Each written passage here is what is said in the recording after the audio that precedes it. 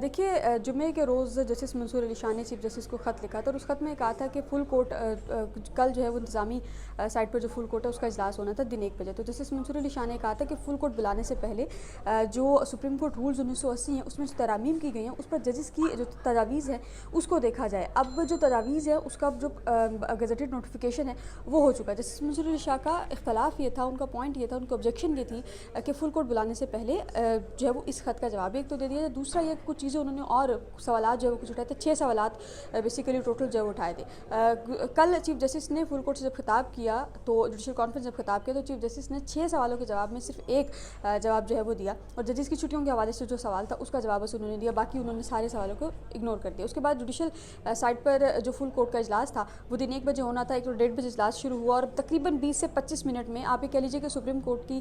تاریخ کا مختصر ترین فل کورٹ کا اجلاس یہ والا اجلاس تھا. 20 سے 25 منٹ کے اجلاس جاری رہا اور 4 ججز جسٹس منصور علی شاہ, جسٹس عائشہ ملک, جسٹس منیب اختر اور جسٹس اطہر بن اللہ, ان چاروں جج صاحبان نے فل کورٹ جو انتظامی سائٹ پر فل کورٹ کا اجلاس تھا اس میں شرکت نہیں کی. اور لیٹر جو ہے وہ لکھا گیا, مشترکہ خط لکھا گیا چاروں جج صاحبان کی جانب سے, اور اس خط میں یہ کہا گیا کہ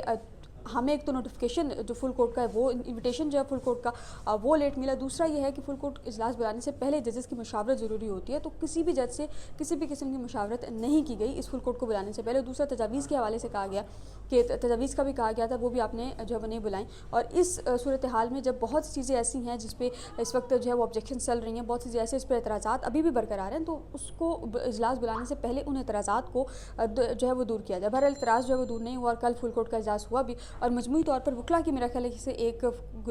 اس وقت تک آئینی ترمیم کے بعد وکلا کی پہلی بڑی کامیابی ہے کہ فیسز میں اضافہ کیا گیا تھا کورٹ فیسز میں, اور وہ اضافہ جو ہے وہ فل کورٹ اجلاس میں فیصلہ ہوا ہے مشترکہ طور پر کہ جو فل کورٹ جو فیسز میں اضافہ ہے اس کو جو واپس لیا جائے گا, اور اس پر پہلے جو ہے وہ دوبارہ سے اب مشاورت کی جائے. مشاورت کے بعد جو